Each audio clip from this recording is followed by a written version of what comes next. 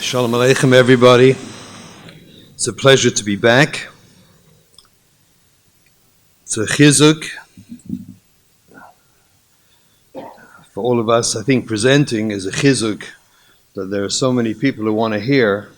The world has changed in the last 15, 20 years. No one 20 years ago could have imagined such a setting as this, with honesty and humility, to do what we can to help our children. It's an unbelievable Kiddush Hashem, in my humble opinion. And we're all here together to mechazik each other and Zaldebish to helpen that this weekend, this Shabbos, will turn into a tremendous chizuk for all of us, and that will translate in tremendous yeshuas for all our children. This drosha be'etzem is a little late. You know, sometimes the speaker comes late. This is last year's drosha that we didn't have time for. So I'm not sure I've ever been quite so late in delivering a drosha, but we felt at the time it was too chashuv to just do it quickly. This is too important. This inyan, this naisa. There is no greater gift we give our children than the love you give your spouse. There's no such thing. With all the under tachbulas, everything we try, everything we learn, everything we do, of yesod, there is no greater gift we can give than the true love, the true ahava, that we give to our spouse, that we develop in our marriage. That is the basis. Every Shalom, Bayis, drosha, talks about the chashivas, and it's the gateway to everything. It's the gateway to avodas Hashem. It's the gateway to building our families, our children. It's the gateway to everything else. And befrat with our children, there is no greater gift. And we need to take this very, very seriously, because we're so busy, putting the dagesh on fixing the crazy kids. Let's go fix them, How about fixing the crazy ourselves? Because that's the peiros of taking care of ourselves. I absolutely guarantee you, to oif greater peiros, and may have a greater hashpor and a longer, more meaningful, deeper hashpor than any possible intervention, even something that Avi's going to come up with that's going to be so mashun, so amazing, such a bomb he's going to drop from somewhere. I think some of you know what we're talking about here, right? But with all that, this is a greater bomb. This is it. This is the real thing. I hope to be able to walk us through this, to understand this. This, we talked last time, if you remember, about safe, secure, seen and soothed, about attachment. By now, I imagine Avi sent out 1,000 clips with little pieces of what we said. So we'll baki atzum in safe, secure, seen and soothed. But this leads to that. Shalom Bayis, ahava, ben ish leishto, leads to that. You can't do that without this. It's not, it's like when I go into schools, and the schools always ask me, they want like happy techniques. They always want, give me a technique that all the kids will just like basically shut up and listen. They'll all learn, and they'll all be, give me a technique. And I try to explain to them all the time, it's mamish nothing to do with technique. It's to do with your relationship with the children. Children feel you love them, and you're there with them, and you relate to them and understand where they're at, not where you want them to be. But then they're shy from you. They can hear you. The basis of all of this is Shalom. And in fact, the whole sugya of resilience as we will see at the end, in Mitzvah Hashem, hope to tie it in and help everyone understand and explain it, that the sugya of resilience comes from, derives from, and is nurtured from this place of Shalom Bayis, of Ahava ben Ish L'Ishto. This is where it comes from. So this is the Yesod HaYesodas. This is it. This is the of everything else has told us. This is the key. Marriage is a vehicle. Most people, you ask young people, why'd you get married? You ask young people, why'd you get married? Please, my mother thought I should get a shidduch. It was time. You ask a boy in the yeshiva, like, you think it's time. I don't know, my friends are getting married. I guess I should get married. They have this amazingly deep philosophical understanding of marriage. And then you get the ones, the real chachamim. Well, the boys, it's like, what am I going to do? I got my taivas. I got to do some of my taivas. I want a husband. I want a husband. I want a love. The lack of Havana that's taught to our children to understand, that's because we don't have it claw. If we had it claw, they would see the dogma was is. What is? Marriage is a vehicle, Bayis. It's a vehicle. Imagine a young man goes to school, graduates eventually, and during his years in school he sees all the time on the way to school the successful people hurrying to work. He thinks they're successful in a mature mind. They're polished, they're nice, their shoes are polished, they look very nice, they go down the subway, they go to work, their briefcases, the newspaper, they look successful. He wants to be with the successful people. Come the day he graduates school, and he goes, this is it, he borrows a briefcase from his brother, and he polishes his shoes all night long, and he gets an old suit, and he's like, this is it, I'm going to be with the successful people. He follows them, they go down to the subway, he comes to the toll booth, to the ticket booth there. And the man says, okay, so where are you going? He says, I don't know, I'm with them, wherever they're going, just give me a ticket. Everyone's going different places, like, where are you going? I don't know, I want to be with them, the successful people. And he looks at them, Mr. Sugar, what are you crazy? And they push him out the way, and everyone goes to work, and he's standing like a lemon.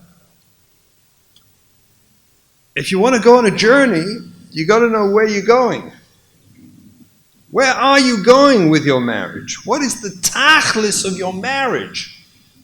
Where is it taking you, and why, and how are you going to get there? If you don't have a picture, we don't just get married. There's a reason and purpose, and our children need to feel this from us. They need to see it and experience it and feel it. The tragedy of the world around us, Rabbi, so we're affected by it. We live in a world, a secular world around us, where marriage is being devastated. We're living in a world today in the Western world where most people, the majority of all people, will never be married to the same person for 10 years. Most marriages in the Western world today are dissolved, the majority within 10 years. People cannot maintain 10 years of a marriage. And we get affected by this. I was once in a doctor's office, fascinating, and I saw a secular rag magazine, Psychology Today. And it was interesting.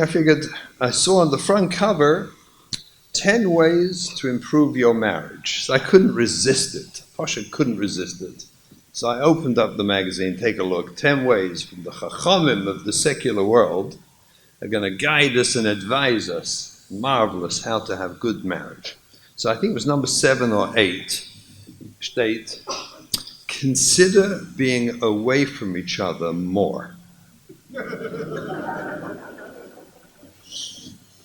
You need your own time, your own space. This is the chachamim from the Goyish Hakap. Consider being away more. It's mashuga. And yet, in a certain way, we're also a bissel meshuggah because we don't sit and analyze and think, what am I doing with my marriage? How many of us have sat down? I don't mean, what am I going to do? How am I not going to fight? What am I doing with my marriage? How many of us have sat down and seriously thought, I got married, why? What's it for? What am I doing with it?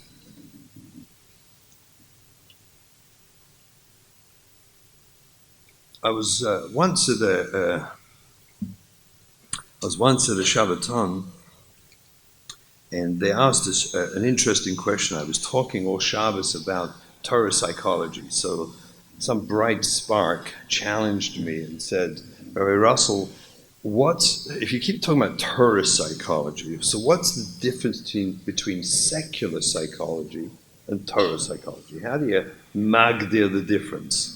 It was an Eisner question. Baruch Hashem, Siyata Dishmaya, the following thought came to my head, and it's nageh to us.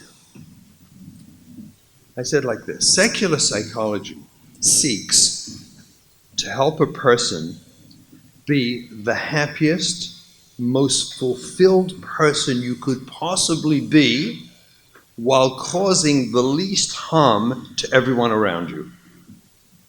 This is the tachlis of secular psychology. You should be happy, fulfilled, but cause the least harm to everyone around you, or to you, your wife, your husband, the kid. Work how to handle all the problems. But the ikka is me.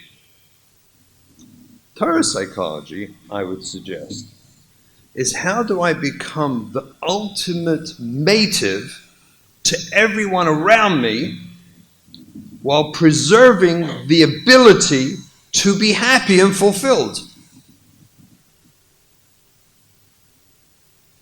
Avada, my focus has to be on everyone else, not me, not my ego, not my needs. Avada, I have to do it in a way that's healthy and gesund, so I preserve my ability to be happy and fulfilled. Aber das ist nicht the dogish. The dogish is how do I become a mative to everybody else? That's Torah psychology. And in the framework of a Torah marriage, that's the dogish, that's the nakuda. Most people, when they get married, it's for what I can get out of it. They're fantasizing, projecting, what am I going to get from this marriage? Yichus, money, all these stupid things, forgive me, but it's yachasit. In comparison, I don't mean chas v'shalom. What I mean is, I hope you understand, it's about not what I get, it's about what I can give. It's about what I can do with myself. That's the point of my marriage. It's a fascinating Gemara. This gets a little lumdish.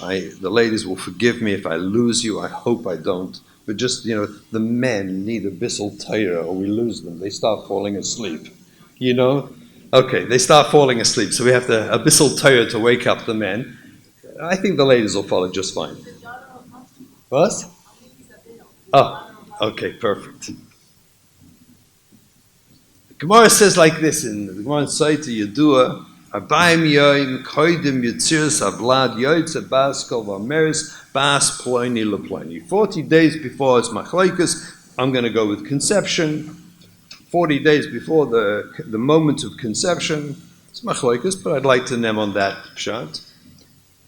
A bas kol goes out in Shamayim and says, Bas ploini le ploini. Everyone knows this Gemara. They say it over by Sheva Brachas. Lani is that no one has a clue what it means, and no one's ever analyzed it at all. And I'll show you. Let me break it down. First of all, Bas kol yoytz of ames. Did anyone ever hear this Bas kol? What's the point of this Bas kol? Anyone ever hear it? Other than someone saying it at a Sheva Brachas. Did you ever hear the Bas kol? So what's the point of the Bas kol? Oh, but that's the easy question. The Bas kol comes out 40 days before conception and says, Bas Ploini, the daughter of Ploini, will marry Ploini. You're still with me, right? Okay. So 40 days before the conception of whom? Does a baskol go out and say the daughter of this one is going to marry that one? Whose conception, the girl or the boy? So Tosfos asked the question. The Tosfos says it's the stomach of the boy because the boy is probably older than the girl, which is pretty much the minhag olam. So therefore we can now analyze this how it is. 40 days before the conception of this boy, a baskol goes out and says, Bas Pliny will marry Pliny. That means this unconceived boy, 40 days from now he's going to be conceived, yeah? Let's follow. 40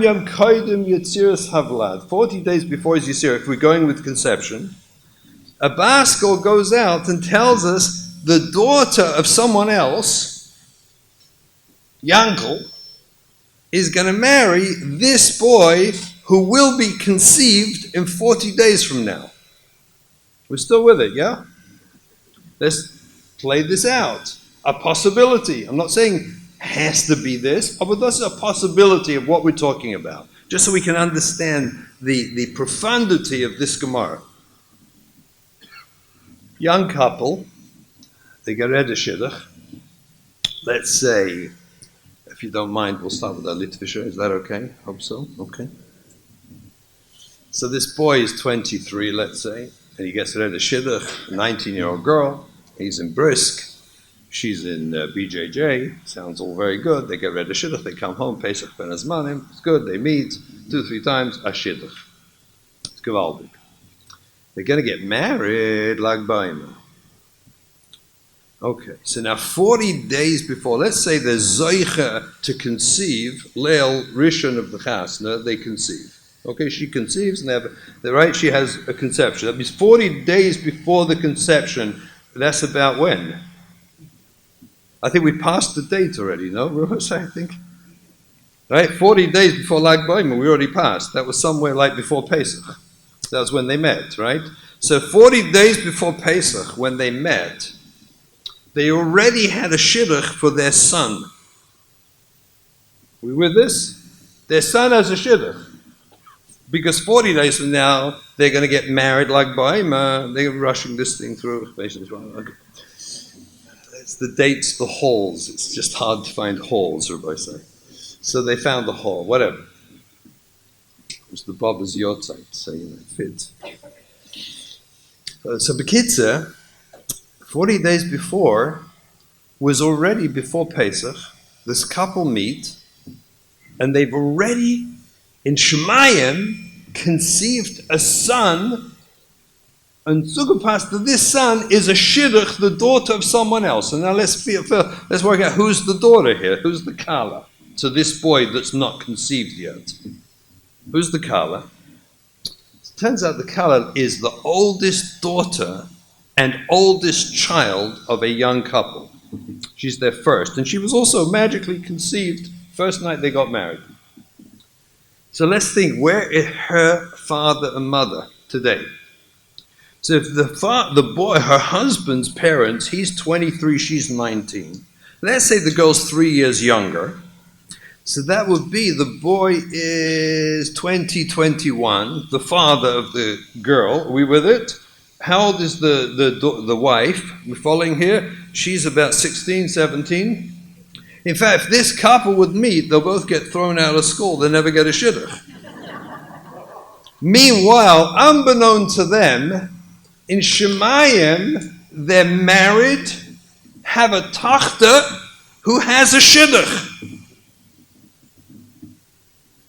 A baskol Gaitarin and says, Bas Ploini LePloini. This could, I'm not saying this has to be, do you understand? I'm just saying a possibility of what is included in this Basura Toiva is this story. Why? It's an unbelievable thing. All Min HaShamayim is great and exactly who you're going to marry in Mishamayim before conception. It's all worked out. Why? Because the zivug is going to bring you absolutely unique challenges that only HaKadosh Baruch Hu in his infinite wisdom could possibly have worked out how to give you that balance of goodness and hardness and love and difficulties and struggles and nisyonis, the whole mizug that guarantees you achieve your tachlis in this world. Das ist l'mala min ha'teva. Das is supernatural. Kriyas Yamsuf, right? It's like the Zvugim Shel Adam. It's like it's all l'mala min ha'teva because that person you get contains within them such a unique perfection of the balance of the good and the bad to force you to work on yourself, that only the Eibishter can work that out. Shatchanim don't work that out. They have siyata d'shmaya to pull into this. Maybe they hear the baskol taka. Bechalt, if you hear the baskol, the real baskol is the voice of your own neshama that tells you, this is my zivug. Mit alle Problemen, with everything that I'm challenged with, this is my zivug. That's the baskol. And if we listen deeply in the neshama, if you listen deeply inside, you can hear it. And you can know the truth. And we have to embrace that truth. Marriage has two goals. What's the purpose of marriage? There are two purposes in marriage. I'm not talking about the Rambam, that there should be a Seder for bringing children in the world, the Seder Kedusha. No, I'm talking about the tachlis of marriage. Is Dovka Bay. Through marriage we learn Dovka Bay. The Dveikus ben ish le'ishtay. The difficulty to work, how to be mavatal myself, to overcome my ego, to get rid of me, to get me out the way.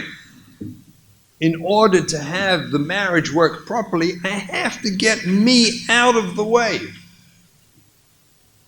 Because what gets in the way is only me. And that teaches me dovka bay. That teaches me to be mavatal myself, to be dovak with Eibishter. The tachlis of marriage brings me, it's the Eza, it's the greatest Eza I'll ever have. To bring me to Dveikus Bayis Barach.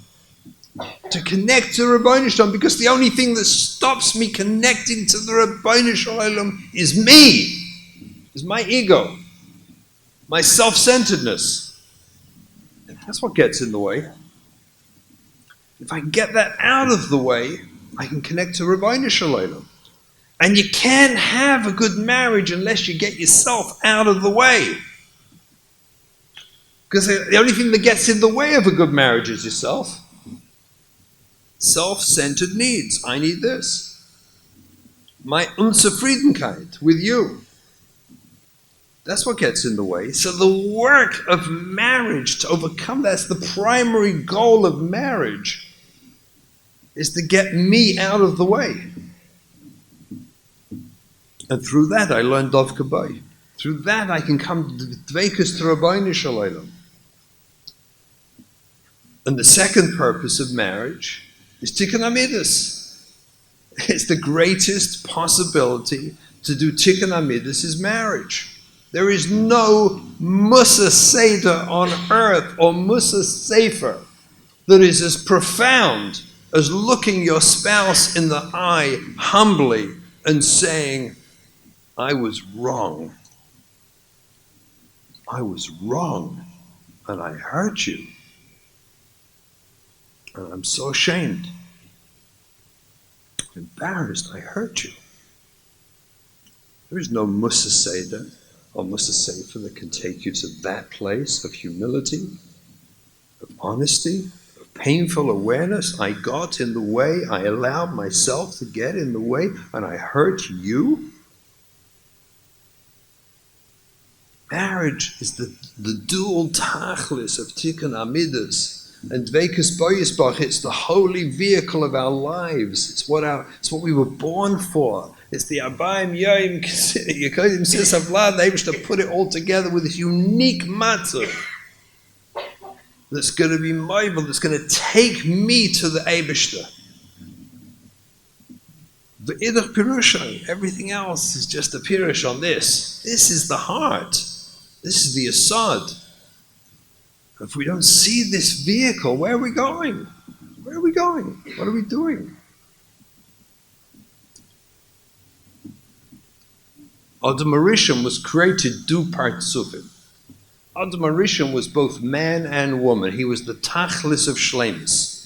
Right? He had the man and the lady on the other side. He was the absolute tachlis of shleimus. He was the perfection of the bria, where man and woman have dveikus in ganz and total dveikus, so much so they go beyond shleimus. They have achdus. They're one. And the Eibishter said, "Lo tovei es ha'odam levad." That's not good to be one. To be one like that. You're alone like that. That's not good. You know why? Because you can't work on yourself like that. He took him apart. He separated and then said, go work it out. Go work out how to do your dveikus. Go work out how to connect again. And everything in marriage is bringing person back to the mats of Adam Arishon. That we should be this ultimate dveikus, husband and wife, and work out how to get everything out the way so we can be davik with each other. And the Eibishter took Adam Arishon aside and said, you, now mankind, go on this journey. Work it out. Find out how to do it. You see, the Shir HaShirim is referred to Kol HaShirim Kodesh. Shir HaShirim is Kodesh HaKadoshim. What is Shir HaShirim? You can't read Shir HaShirim in the translation. You can't read it Pashut. It's a love song. A poetic in the language is a poetic. Why this example? To show us the highest level of Kedusha, of Dveikus Bayis Baruch, the highest level of Dveikus with HaKadosh Baruch, of Klal Yisrael's Dveikus with Hashem, is shown through language of intimacy and closeness between husband and wife. Because that is the ultimate Dveikus, comes from there. You can't get higher. Zohar Kodesh says, Mishchar Beis HaMikdash, from the after Beis by Beis HaMikdash, where did Siyata Dishmaya come to Klal Yisrael? Bin Chruvim, when the Chruvim were facing each other, the Siyata Dishmaya came down and dispersed to all of Klal Yisrael. Mishchar Beis HaMikdash, amazing. B'shas husband and wife are together. Unbelievable thing. In the secular world, this is the most profane thing on earth. In our world, this is Kodesh HaKadoshim. It brings the Shekhinah down and sends it to your family. It sends the Shekhinah into your children. When husband and wife can work out how to be davuk together, insensitive, caring, loving, kind, totally focused on each other, and get yourself out of the way. And all the hashpos come to your family from there. Like I said, everything else is tachbulas, Rabbi. That's the ikka. That's the foundation. And it's a very schwer thing. It's not easy. Schrecklich.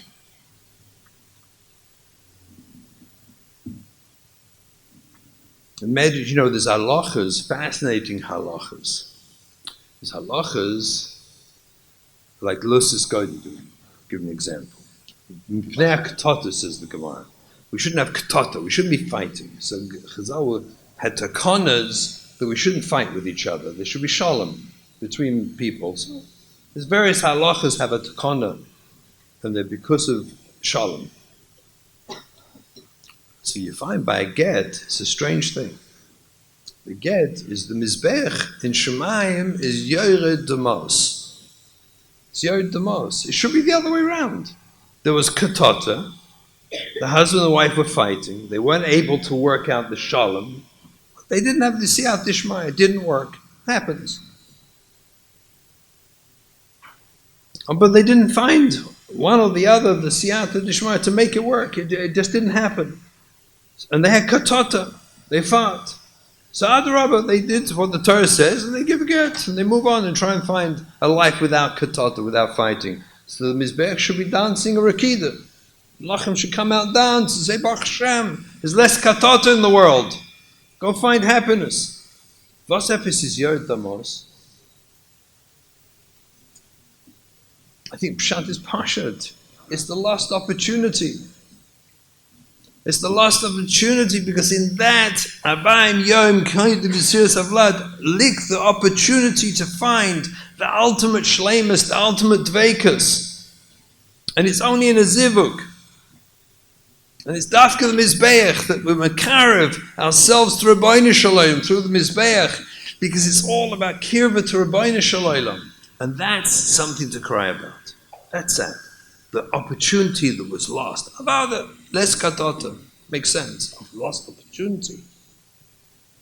That's the sadness. Because the whole tachlis of the marriage is this bittul atzmi. I have to get rid of myself. I have to understand I've got a big fat ego. And it's always getting in the way. It's always provering for me. There's only two types of people who don't have this problem, you should know, with ego. They are liars and deniers. All the rest of us, we have the problem. One way or another. And the avodah, the journey of the marriage is to schlep us through life, getting rid of that by giving to someone else. By putting someone else first. That's how you get rid of it. Imagine the hashpah, min hashamayim, what you bring to your children, your family, if you could bring this into your shtub. If this is what your children grow with, and we'll show you later how profound this really is.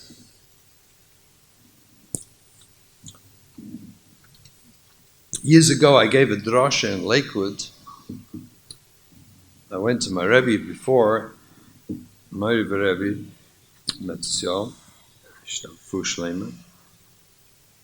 and I told him I want to give a drasha. The title of the drasha is this: Men and women were made by Rabbeinu Shalom not to get along naturally. This is the title of the drasha. He looked at me, he said, a little bit extreme, Rabbi Shimon, don't you think? A little bit extreme? I said, no, I think it's true. There's nobody? I said, no. Nobody, he said to me. I was sitting right next to him. I said, no. Nobody. It's unnatural. Men and women do not get along naturally. They wish to made it that way, so we do the work. Tikkun amidus, dveikus bayis. He looked at me and he said, really? You really think nobody? And I said, I absolutely know it's true. Nobody. Closed his eyes. Thought for a minute. Yeah, Reb Shimon. Yeah, nobody.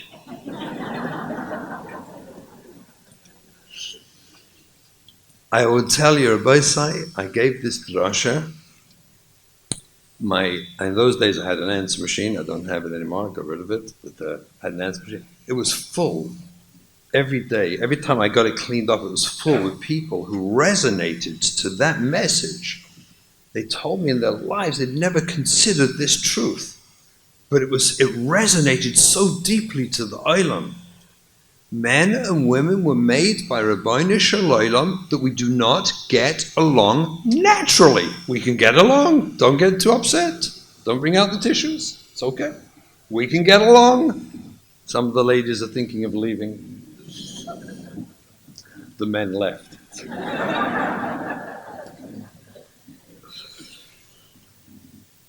But it's a fact, we don't get along naturally. It's unnatural. Later on I found a Maharal Grada that says it, by the way. Later on I found a Maharal Zod, by Eza Kenegdoi. She's an Eza by being Kenegdoi, she's opposite him. It's through the opposition to him that she helps him. And that's how the whole thing works. But it's unnatural, he says. Al-Tivi, it's Alosh and Al-Tivi, I think it's in the Go area. But he says, I found the Lashon later on, this talk is supernatural. Men and women do not get along naturally. And that's a gift. We have to see that. Let me explain how that works. Explain the sugya, we don't get along naturally. I want to say an edel nakuda to start with. It's a very edel nakuda. I don't want to cross any boundaries of offending anyone. I'm going to mention a little tiny piece about intimacy. I will tell you that I discussed this with Gedolei Yisrael, certain Rebbes. Principle of Ein Doshim Barabim is true, of course, and I'm not going to speak about any protim, but a concept. If I say what I'm about to say, if anyone feels a little bit offended, or you felt I could say this in a better way, a more edel way, I would definitely appreciate if you don't walk out mumbling about me and just come and tell me how I could have said it better. I'd appreciate that. We're all mature people here. So there are 4 reasons why, in my humble opinion, men and women do not get along naturally. 4 reasons. I'm going to be masbir what they are. The first, you see, the first is about the different physical needs in the way the Eibishter made men and women. Because the Eibishter made men, in other words, for kiyum amin, so there's a musug of taivas noshim. Noshim don't have a reciprocal musug of taivas anoshim. There's no reciprocal level of taiva that exists in men, that men struggle with, taivas noshim. There's no reciprocal same level of taivas anoshim by Isha. No such thing. El Ishech Chukaseich, love and chiba and caring and protection and kindness. There's not the same, there's not the level of Pashat Taiva that exists by men, does not exist by Noshim. And this causes problems. It causes problems. It causes problems because for most men in the journey through their marriage, especially in the early years of their marriages, is an experience of needs not being met enough, should I say. Let's be polite. By noshim is an experience of needs are too much requested. Noshim know the experience of, I got a headache, not in the mood, tired. And it creates a dissonance between husband and wife, an inevitable dissonance between the husband and wife, where there's an inaimus. And even, it would be, there's suggestions in halacha and gemara, kiyadua, of zman and frequency and all these kind of things in the sugya of physical intimacy. Aval ha'maisa, it's not a hard fact of what, the nisht.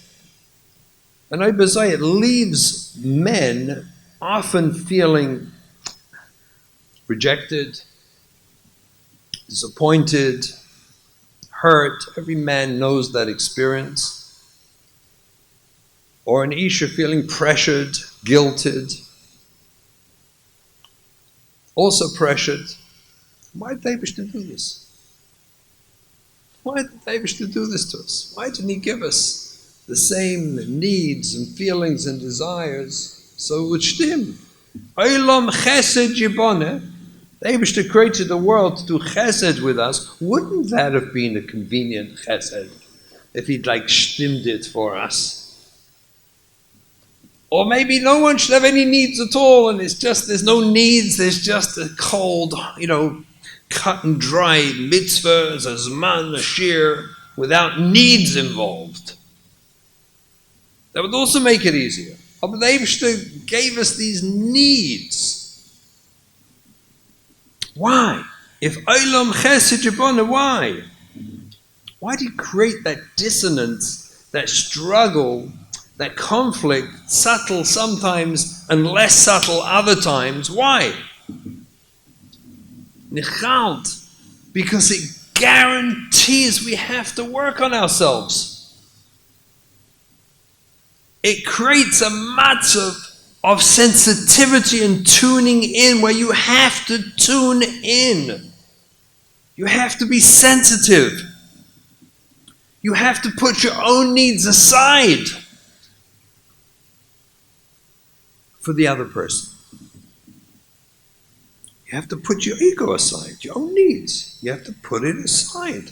Take it under control and not be a baby, but control it to respect and love and show that caring to the other side. As the Eibishter gave us this dissonance, this imbalance, as a myriad gift. That's if we know it is one. That's if we know where we're going. That's if we know there's a vehicle that's taking us somewhere. So then we reorient towards this gift as an opportunity. For us it becomes like, it's like a gym. You know, if a Martian arrived, from Mars, and he saw a gym, he'd think these people are mad. He works out after a while, they're paying money, big money, to go into this funny room, strap themselves to all combination machines, and then groan in misery and pain.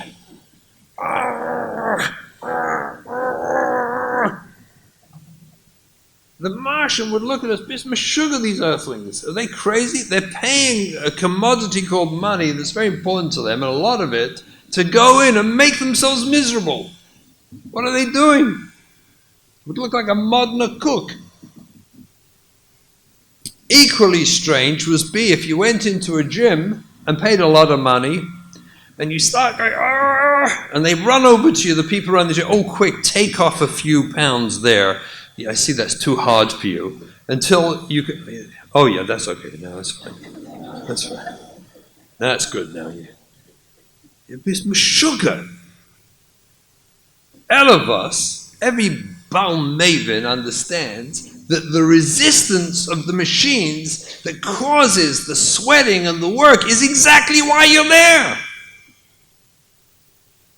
This world, Rabbi is a home gym. Your marriage is the best machine you'll ever buy in any gym with perfect resistance. Sorry, got a headache tonight. That's perfect resistance.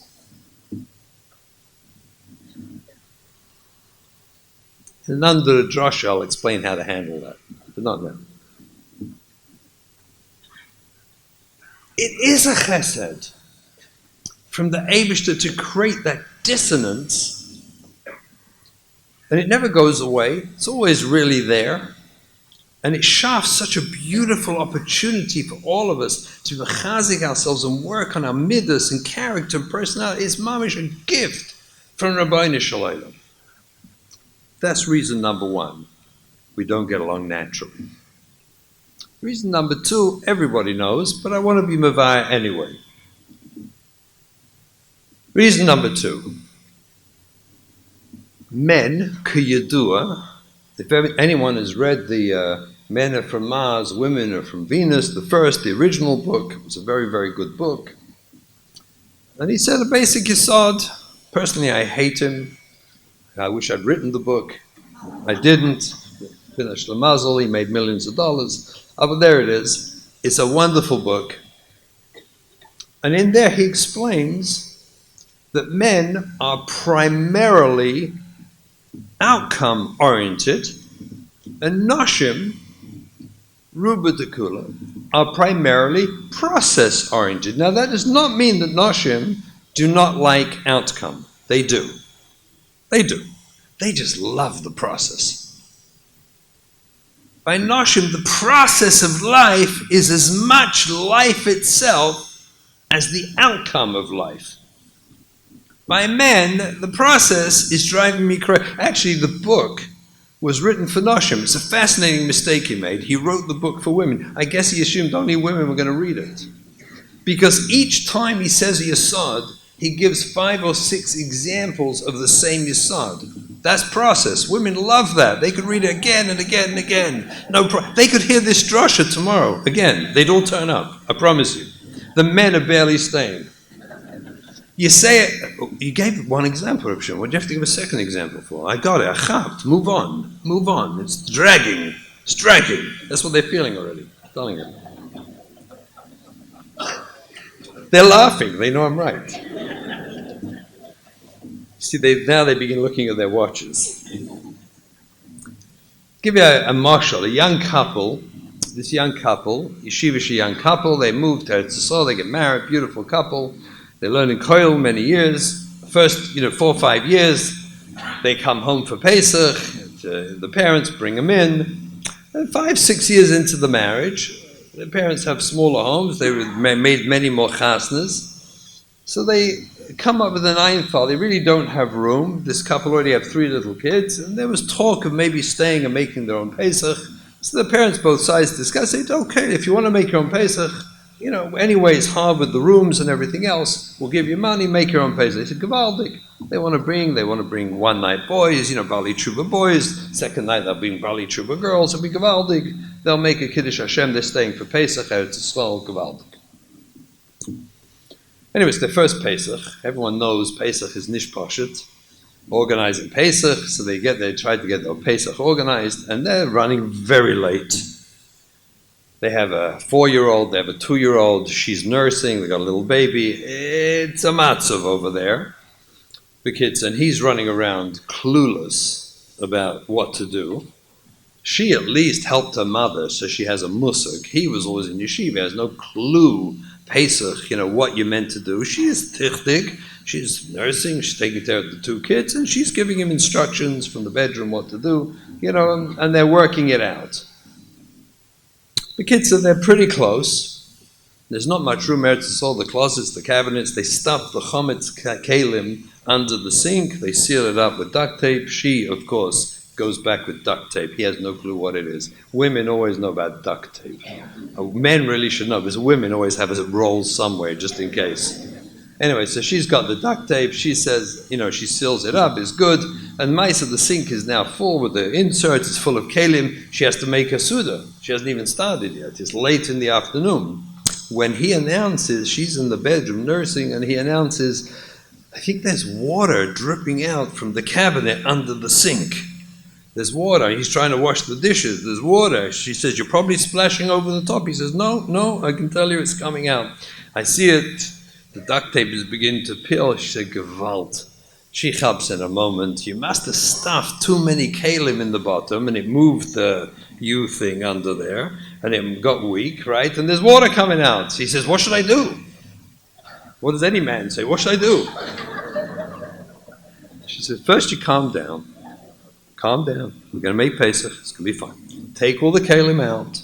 Well, I should take chometz out. It's after the Zman. This guy's a brisker guy. He's going to burn in hell any moment now. He's taking chometz kalim out. Anyway, the kid says, she says, take a bath towel, put it on the floor, put the kalim on the bath towel. We'll clean up. Okay, fine. He's got the kalim out. Now what do I do? She says, look, take a look. See if it's loose. It's dripping. Okay, dry it off. Take some duct tape. Wrap some duct tape around it, put the stuff back in, it'll be fine. And then she says, but he doesn't hear her, take my hairdryer, dry it off, because the duct tape's not going to stick. He says, no, it's fine, I did it with paper. Take the hairdryer. Paper towels is fine. Kid said, he duct tapes it up, he puts the thing, it drips. He has to take it all out again. He's lying in the cabinet under. Now he's lying in there with a hairdryer, drying the YouTube. And you have to get this picture on his back, on the floor, with his back on the cabinet, trying to dry this thing. And as he does, he notices out of his peripheral vision, the 4-year-old and 2-year-old are playing hide and seek with, let's see if we can hide the chametz kalim around the house. So he notices them, and right away lifts his head to tell him not to do it, whacks his head on the top of the cabinet. And he starts screaming, and she is saying, what's going on? She's still in the bedroom nursing. The kids, the kalim, she says, don't worry, we'll find the kalim. No one's going to use the kalim. The kids are not cooking on Yom Tov, don't worry. The kids are finally, he dries it, he chests it, it works, he duct tapes it, he puts the chametz. Now, it's mamish mincha is just starting in the local shtibel. Forget the mikveh, forget everything. And she just says, get out the house. Go daven.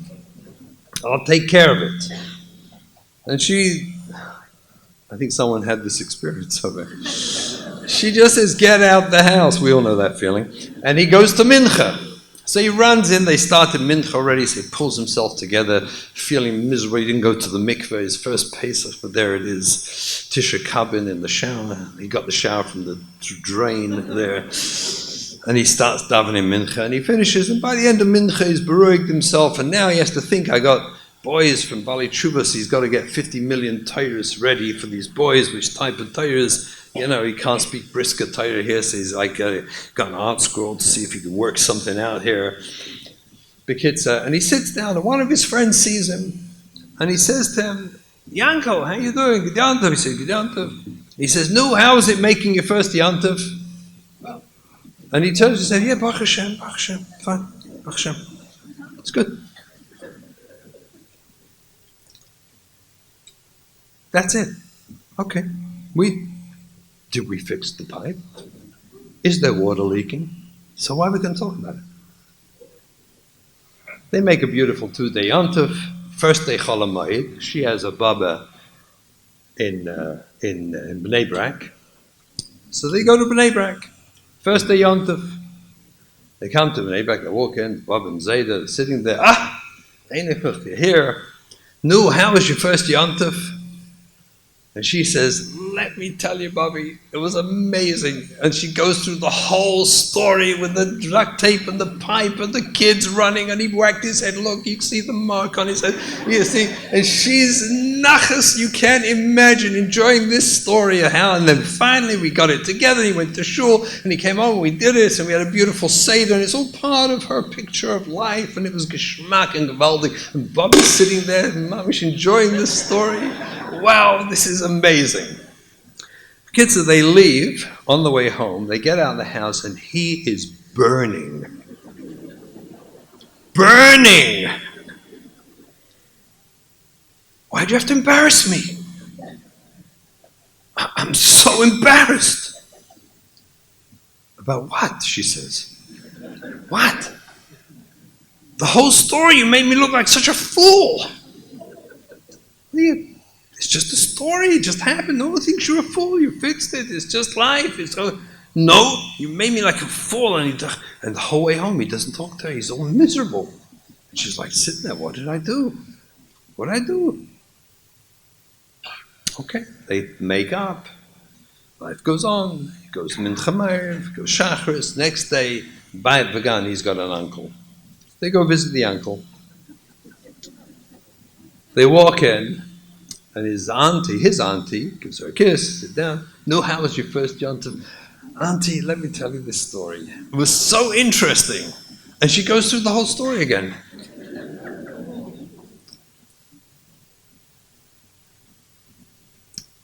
Two years later, they go to another relative, and she says, let me tell you about our first Yom Tov.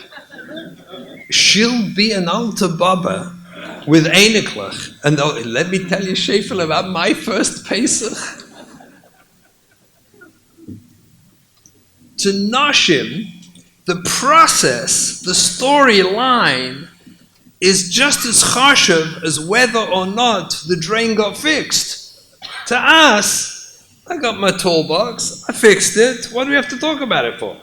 What is it relevant? What happened? What's relevant is the sink's working. Nashim do something else that's interesting. They do something that for men is unbelievable self-imposed tsar. It's called window shopping. Women, they walk past, they look at what they can't buy. And they enjoy that experience. It's fascinating. Most men, I want a suit, I walk in, what do you need? A suit. Why else would I be here? You sell suits, no? Okay, what kind of suit? Blue, dark. Okay, they bring one out, you try it on. It's dark, it's blue, I'm buying it. You do the hems, you're out in about 15 minutes if you're lucky. By Nashim is days of shopping, kaifing, and buying, and bringing, and trying on, and taking back. You come home one night, you say, wife, what did you do today? She, unbelievable, what a day. What did you do? Because he went to a Shir and Shalom Bayis, so he knew he had to ask her.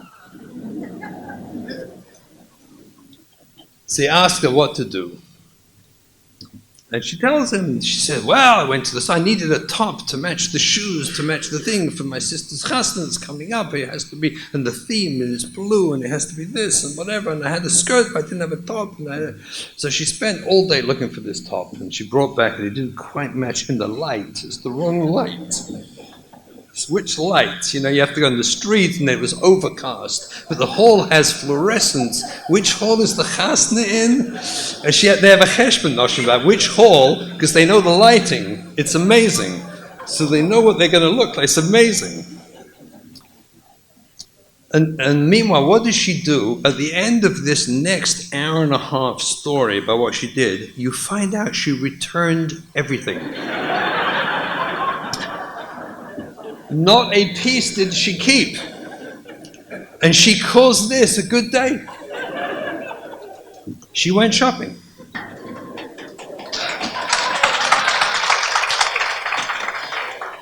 For a man, this is self-imposed Gehinnom. I'd rather die. Women are primarily process-oriented. The process of life talks to them. The process doesn't with us. What was the Eibishter thinking? We should get along. Most men, as soon as she starts with the process, we look at the watch. Mashgiach used to say there's 2 times men look at their watch. One is when their wife starts talking to them, and the other is when you start benching, because it's the end of the meal and you want to see how long you're fleshing for. So you look at your watch. Otherwise, they're always late. They never look at their watch. Why did Eibishter do this to us? What was he thinking? And the answer is because it forces us to be patient and sensitive and tuned in, because that's the need of an Isha, is to be tuned into. We have a sign in my wife's office. It says, I think it says something, she'll have to tell me, I'm in trouble. I think it says like this. Women, I think it says they don't need chocolates, flowers, or jewelry. They need focused attention.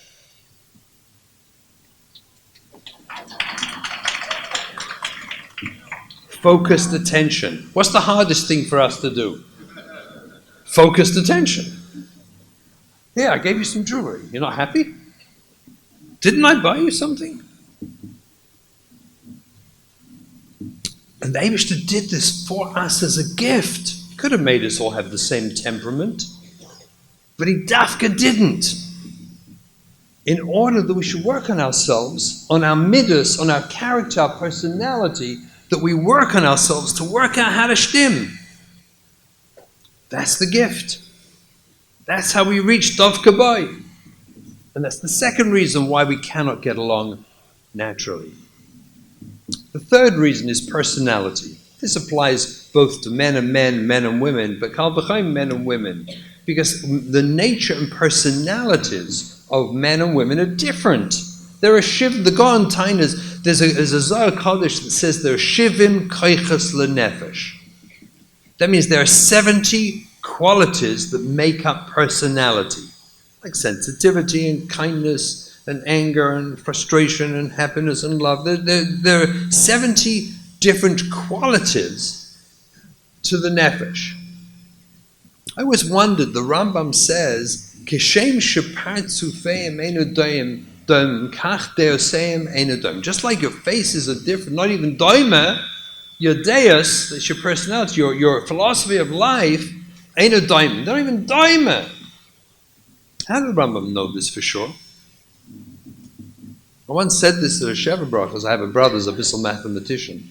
So he said, it's very simple. If there's Shivim Keiches L'Nefesh, and let's say each midah differs in two ways, Eiches and Kamas. You could be very sensitive and you could be frequently sensitive. You could be not so sensitive, you could be infrequently. So frequency and intensity, right? Eiches and Kamas would define, let's assume there's just two. It's on or off. Just two. So what's 2 to the power 70? Well, 2 to the power 36 is more people than have lived since Sodom and Rishon.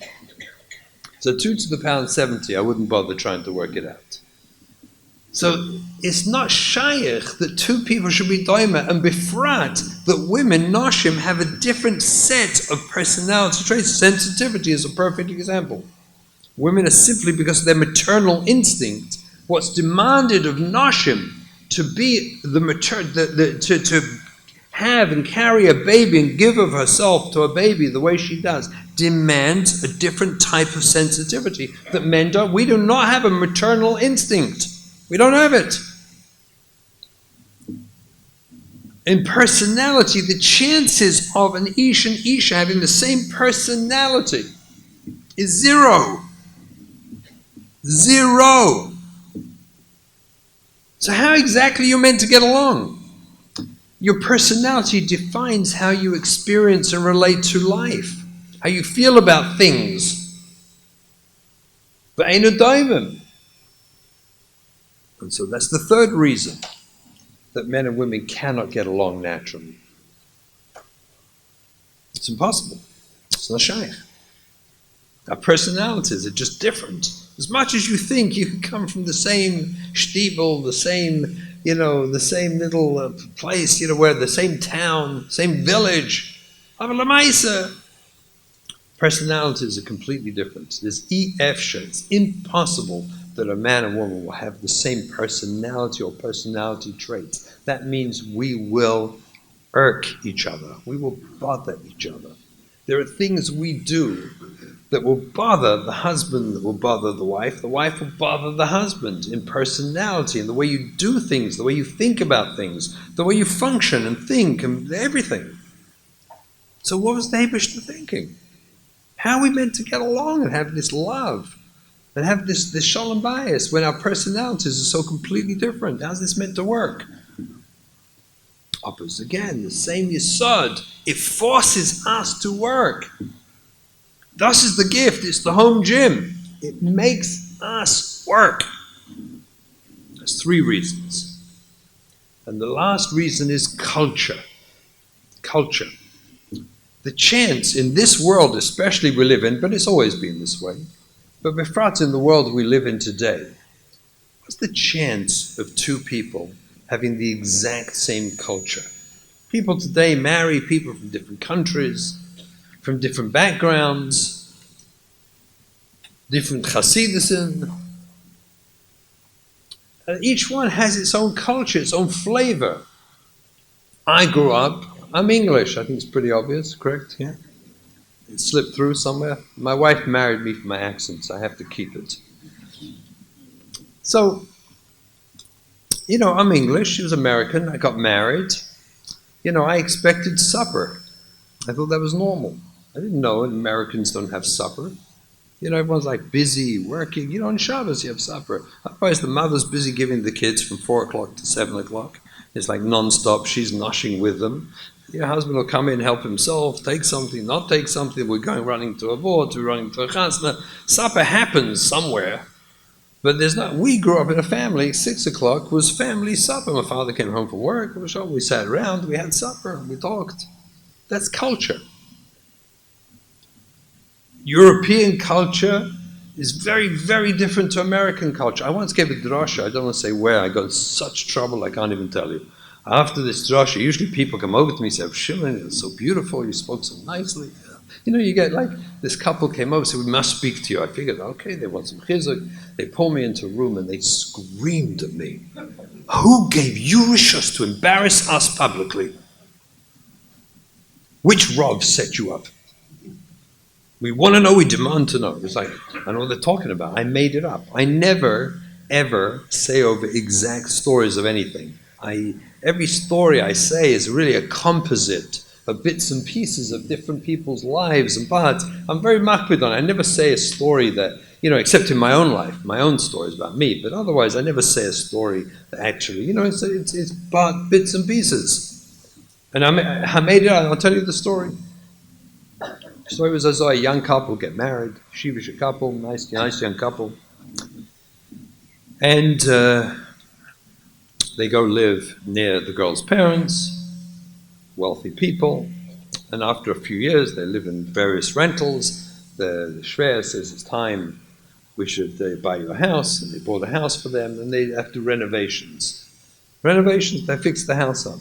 He, the husband, comes from a real Yekisha background, Yeshivisha, Pashut, Yekisha background. She comes from a classic Hungarian home. Did someone say, oh no? So they're doing renovations, and they get to the dining room. Everything stops. They're kemat divorced over this dining room. Why? Because a Hungarian dining room, Rabbi, everyone knows. See, this is such a Yekisha room. And the Hungarians are okay with the chandeliers. They're having a problem. They're still looking for the moldings. Where's the moldings? Rabbi said, we need molding. Hungarians are very nervous sitting in a dining room without moldings. You need, preferably, like 3 layers of moldings.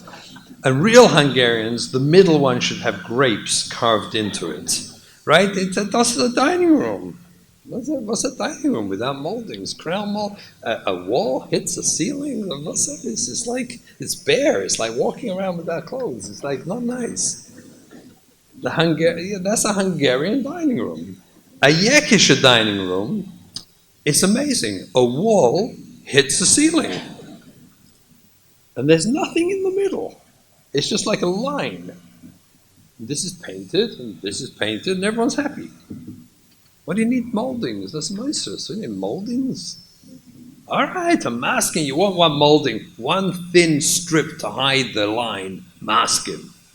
And she's crying ahead of her dream of her whole life. It's like her Zayda and her Baba. They have 3 with their grapes. I need the grapes. I must have the grapes. And my father's paying for this. And this whole thing ground down to a standstill over moldings. Turned out, I made it up. I thought, it was like a bit crazy, but it happened. And they were sitting in the audience.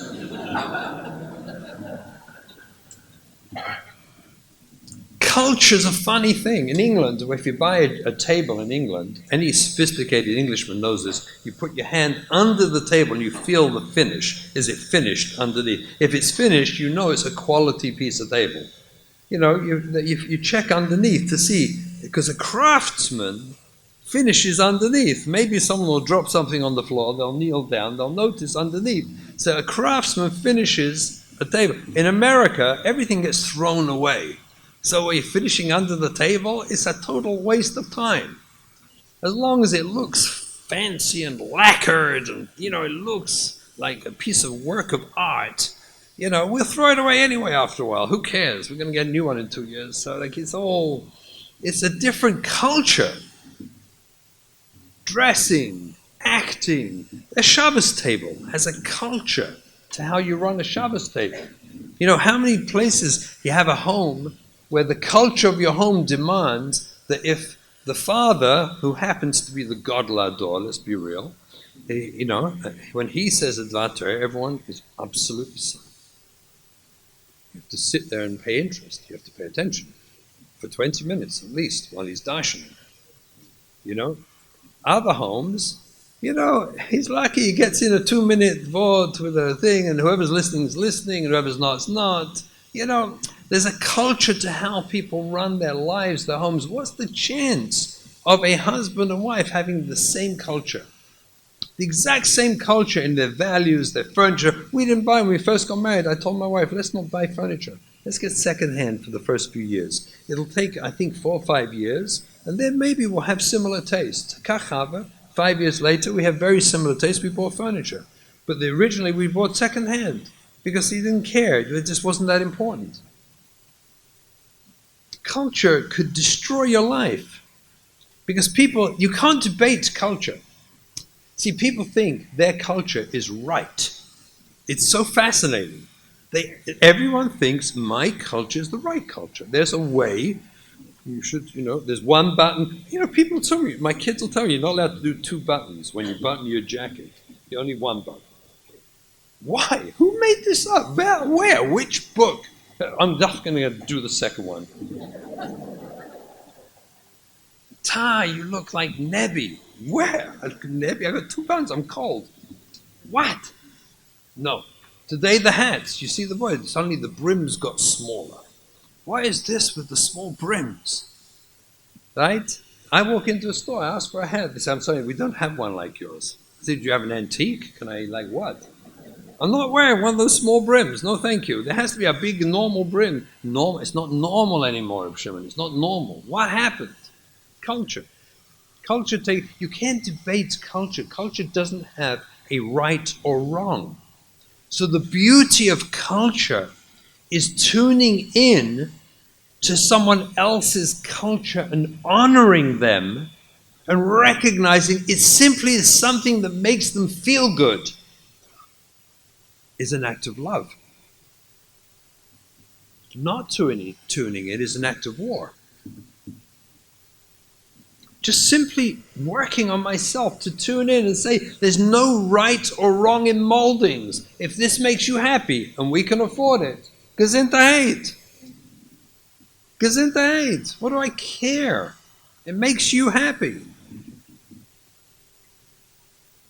This is the Asad. And these 4 inyanim, intimacy needs being different, process as opposed to outcome-oriented, personality and culture, these guarantee that men and women cannot get along naturally.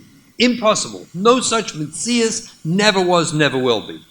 And the Eibishter gave us this gift, this beautiful gift, this amazing gift that will force us to a journey that's absolutely extraordinary. In intimacy, I'm not talking about physical, I'm talking about emotional intimacy, the connection, dveikus boy, the real dveikus, intimacy is dveikus.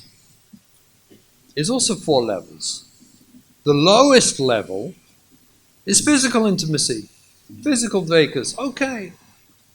But if that's all people have got, sooner or later they get fed up with it. If everything else is going wrong and that's all it is, it doesn't work. That's why in the secular world, most people get divorced. Because after a while, it doesn't work. It doesn't nurture. It doesn't take you anywhere. It only takes you inside. It takes you to you. It doesn't take you out of you. It's nice. Okay, so you get married. So I love you because of the physical pleasure and the physical, things you do for me. Okay, fine. Shalom is very nice. It's a very, very, very low level of intimacy, a low level of dveikus. It doesn't take you very far. If anything, it takes you to a divorce. It just doesn't take you anywhere. What's the second level of intimacy? I call it emotional intimacy. You go to a Rav, you go to a counselor, a mashpia, someone, a maven, a rebbetzin, and they talk, a young couple, what's wrong, what's going on. So they'll say things, intelligent, smart things like, tell me, is there something nice about the person you like? I want to connect you to the person. Is there something you enjoy or appreciate about the other person you're married to? And so you have an emotional connection. Well, yeah, there's things I love about the person I like, I admire. It's not just the physical attraction, but they have good midos, they have good qualities. This is emotional intimacy. This is where you connect on an emotional level where I appreciate you for who you are. I see you're a good person. I see you have wonderful qualities, and I appreciate you for those qualities. This is already a nicer level, a higher level of intimacy, of dveikus. It's a beautiful level. And unfortunately, most people stop here. Most people spend the rest of their lives, they stop right there. The successful marriages, most of them stop right there. They stop at emotional intimacy. They appreciate each other, but they spend a lot of their life closing their eyes, ki'ilu, looking away from the things they don't like about each other, which they can't deal with, which they don't know what to do with. So they look away. They suppress their feelings because they don't know how to deal with it. They don't know what to do with it. And they enjoy that which they can enjoy, the physical, they enjoy the emotional, the connection when it happens. Oh, but it stops there. It's not taking them where it's meant to go. The next level is an unbelievably beautiful level. I call it psychological intimacy. Psychological intimacy. We'll say psychological intimacy. It means like this. It means where I recognize fully and humbly that I am an imperfect human being. I have flaws. I'm not such a wonderful person. I have great milas. I have great qualities. I also have certain flaws. And I would be extremely honored and feel very respected if my spouse could accept that I'm working on those flaws. I'm not denying them. I know I have them. I'm aware of that. I'm not just accepting and saying, tough, live with me. Accept it. I'm saying I know I got it and I know I got to work on it. And I am working on it. But I really appreciate if you could accept that these are flaws which I'm aware of and I'm working on them. And you know what? In return, I will honor you the same way. In return, I will accept that you have flaws too, and I see you're working on yours, and I don't have to be afraid of them. I don't have to be ashamed of mine or yours. I don't have to be scared of our flaws. I can look them in the eye, open-eyed, and I can love you with your flaws, as I would like you to love me with mine. I don't have to deny anything. I can be really honest with myself and with you. It's a pretty awesome level of marriage. Pretty special. Because there's no lying or denying.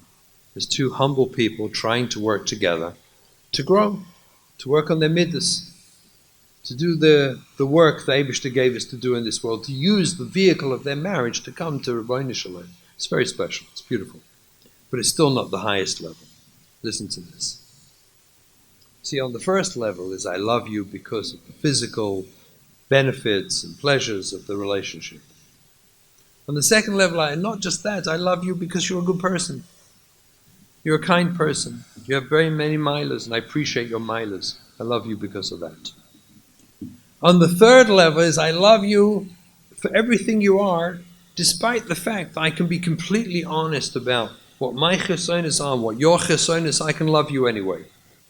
Totally. It does not get in the way. I can look the chesonis in the eye and love you anyway. Oh, but listen to this. The fourth level, which I call spiritual intimacy, is not just I love you because of the physical benefit. And Nishno, I love you because of the emotional, the wonderful things about you. And not that I love you despite your chesonis. I love you because of them. I love you because those chesonis, those things I experience as chesonis, they will take me to the Rabbi Shalom. They will take me to HaKadosh Baruch Hu. My working out how to overcome my self-centered ego, to stop looking at you and thinking of your chesonis as being in the way, and embracing that you're a hard-working person trying to overcome your chesonis. I don't love you despite them. I love you because of them, because they are mine. Because Abayim Yoim Kaidim Yesiras Havlad, the Eibishter gave you to me with that package. Because you're the best possible package that would force me to grow. It will bring me to Rabbi Shalom. You're mine. That's why I love you. And your chesronos are a part and parcel of that package. They're not in the way. They are the way.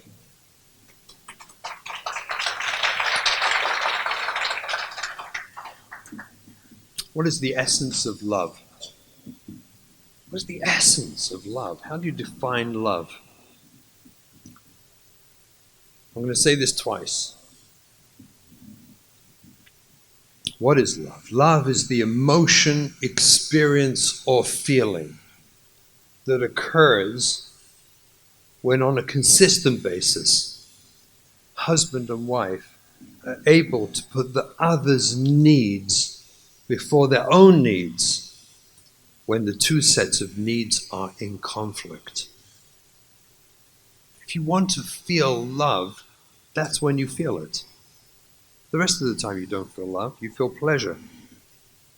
True love only occurs, I'm going to say it again, it is the emotion, experience, or feeling that occurs when on a consistent basis, husband and wife are able to put the other's needs before their own needs when the two sets of needs are in conflict. You're stuck in the house, in the bungalow colony, it's been raining, a sticky, humid, hot, rainy summer for a whole week. Finally, midweek, it stops up. The wife says, I can't anymore. I gotta get out. I gotta get out. It's nighttime. Can we go out? I just gotta get out. I'm going crazy. Let's go out. Let's go and eat. You know, we don't usually go to restaurants, but let's go and eat. I want to go out.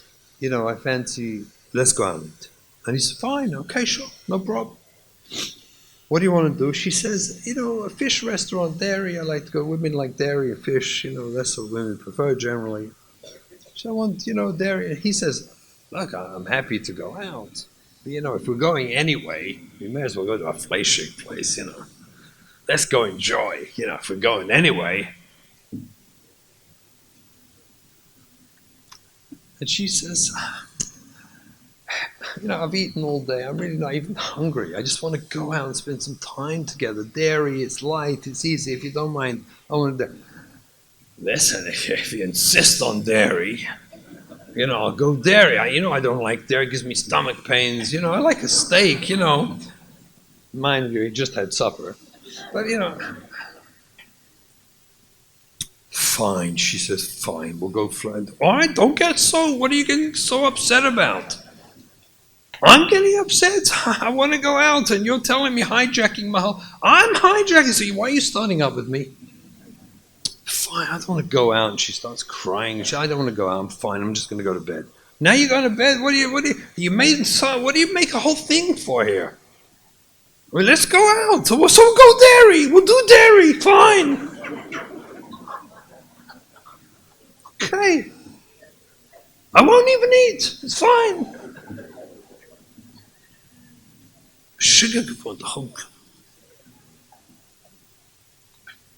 Whatever they do, they're both miserable. She'll be choking on a piece of cheese in the dairy place. It doesn't work. She didn't want food. She didn't want dairy. She wanted time out with her husband. I just need to unwind without the kids for a little bit. Let's rerun this. Remember, we said love is the emotion, experience, or feeling that occurs when on a consistent basis, husband and wife put the other's needs before their own needs when the two sets of needs are in conflict. Let's run the story again. It's been rainy, the bungalow colony, it's hot and humid. She says to him one night, it's late, you know, I've been like locked up the whole day. It's a week already. I gotta get out. Can we go out? I need to go out. She says, sure, of course, let's go, pleasure. Well, you want to go eat? Yeah, I want to go and eat. It'd be great. So, okay, what do you want to do? And she says, dairy, you know, I want to go dairy light. And he says, listen carefully, he says, listen, you want to do dairy, my pleasure. Personally, I prefer meat, prefer steak. Nothing wrong with saying it. Personally, I prefer this. But you want to do dairy, whatever you want, I'll do dairy, no problem. And she says, I would prefer dairy. All right, it's fine. You want to do meat, we'll do meat. No problem. He said, no, chas v'shalom. It was your idea. Let's do dairy. It's fine. I'm fine. Honey, I'm fine. She says, no. I see you really wanted meat. I know, man. You want... He said, no, chas v'shalom. I heard Russell talking. I'm telling you, I'm good with... As a matter of fact, I like dairy. Now, don't be ridiculous. You don't like dairy better. But it's okay. Wherever they go, they experience love. It doesn't matter if they eat dairy or meat anymore, because each was trying to put the other's needs first. Doesn't mean you don't say how you feel. You can, you should. You have to be you. You have to be honest. She'll know anyway. They always know. But when you try and say, but honey, you want to do dairy? My pleasure. It's okay. I'm good with that. Every Isha right away, they say, no, it's fine. I know you want meat. And anyway, you know he's happier if you take him to meat. But Lamaisa, two people are putting the other one's needs first. That creates love. That shafts love. Dafka, because there was dissonance. Because there was the difference. There was different needs, is what created love. If she had said, I want to go out, and what do you want? I want a steak. And he says, yeah, me too. And they go and have a steak. They have a nice time. But it's not loving in the same way. It doesn't shaft love in the same way. They both have the same needs. Okay, it's nice. But love happens, the feeling of being loved happens dafka when the two sets of needs are in conflict. And this is what the Eibishter gave us. He gave us this gift. He gave us this marriage that where two people can't get along naturally, so that we could have that experience to create love. And now just imagine for a minute if our children are zeicha to grow up and watch that. Imagine what we do for them. Imagine how we would guide them and heal them. And even if the kids have gone astray, and we turn this as our primary vehicle in our life, we create this in our homes, you've created a compelling reason that your children should want to come back and rejoin such a home. Because a home where there's hurt and fighting and dissonance and disappointment and sadness, why would a child want to do the work they have to do to overcome their struggles and issues to go back to that type of home? Why? It's not inviting. It's not a place I want to be at. So why would I want to recover? Why would I want to get my Yiddishkeit back or work on my life to get it back to be part of that home? But if I have a home where there's love, genuine love oozing out of such a home, where people are honest about who they are, they don't have to hide, they can be truthful, but at the same time love each other and respect and put each other's needs first, I submit to you, that is a place your children will want to be. They will want to come back to such a home. They will want to reorient their lives in subtle ways so that when eventually they can settle down and marry, they could come back to a Shabbos and a Yom Tov in that home. Because that's a place I want to be at. It's a safe place where I can feel loved and accepted. It's the most profound gift we give our kids. It's the bomb of all bombs.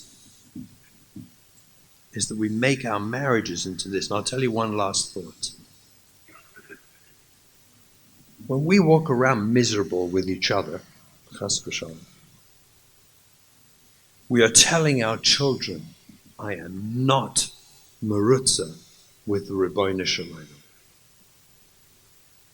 Chas v'shalom. We are communicating to our children, I am not merutza. I think the Eibishter cheated me. He let me down. He disappointed me. And when my kids feel that, chas v'shalom from me, why wouldn't they resonate to that too? Why wouldn't they look at their own nisyonis and their own struggles and say, Eibishter let me down big time. These things that happened to me should never have let them happen. I don't love him either. But when we, husband and wife, we look at each other, we see the milas and the chisonis, we see the truth, we see who we are. We recognize we don't get along naturally, but we accept Eibishter gave you to me. You are my gift in this world. And I'm going to live my life where my children feel that, not darshan about it. They see it, witness it, they feel it, they experience it. They know I am merutza. I accept the Rabbeinu Shalom, this gift he gave me. Then maybe our children can accept the gifts that he gave them in their challenges and use them to fight their own way back. So Eibishter Alphen, I really hope this is helpful. I hope we can all do it. This is the aside, how you say this. This is it, Rabbi said. This is it. Everything else is idach pirusha, telling you this is the aside. We have to put all our kaiches into this, all our effort, all our energy to create true love, husband and wife. And our children should feel and experience it. With Hashem's help, it will bring us all to the tachlis, Dov Kabbalah.